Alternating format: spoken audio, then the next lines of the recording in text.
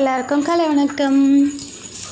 வாங்க, எங்கள் தெரு பார்த்திங்களா எவ்வளோ ஜிலோன்னு இருக்குது. எல்லோரும் எழுந்திருக்கிறதுக்கு முன்னே எனக்கு பெருக்கி கோலம் போட்டுடணும். அதுதான் என்னோடய ஹேபிட்டு. ஆனால் இப்போல்லாம் கடைக்கு போயிட்டு வர்றதால கொஞ்சம் லேட்டாக தான் எழுந்திரிச்சிக்கிறேன். இதுவே லேட்டுன்றேன்னா 4 மணிக்கெலாம் எழுந்திரிச்சிருவேன். இன்றைக்கி 5 மணிக்கு தான் எழுந்தேன். இப்போல்லாம் லேட் ஆகிடுது, 5 ஆகிடுது. அதுவே கஷ்டமாக இருக்குது.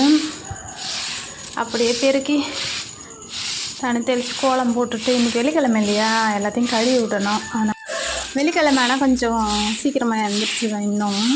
ஏன்னா கொஞ்சம் வேலை ஜாஸ்தியாக இருக்கும். எல்லாத்தையும் கழுவி தூங்கத்தை வச்சு கோலம்லாம் போடணும் இல்லையா. பெண்களுக்கு எப்போ தாங்க வேலை இல்லாமல் இருக்குது. எல்லா பெண்களுக்கும் ஒரு காலை வணக்கம்ங்க. எல்லோரும் நல்லா இருக்கீங்களா? சூப்பர் பெண்மணிகளா நீங்களாம். நம்ம வாசலை பெருக்கி குனிஞ்சி கோலம் போடுறதால நம்ம கர்ப்பப்பை ஸ்ட்ராங் ஆகுதாங்க.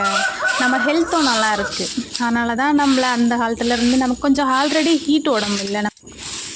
அந்த ஹீட்டை தணிக்கிறதுக்காகவும் காலையில் எழுந்திரிச்சு சாணியில் கை வச்சு அந்த சாணி தெளித்து கோலம் போடுவாங்க.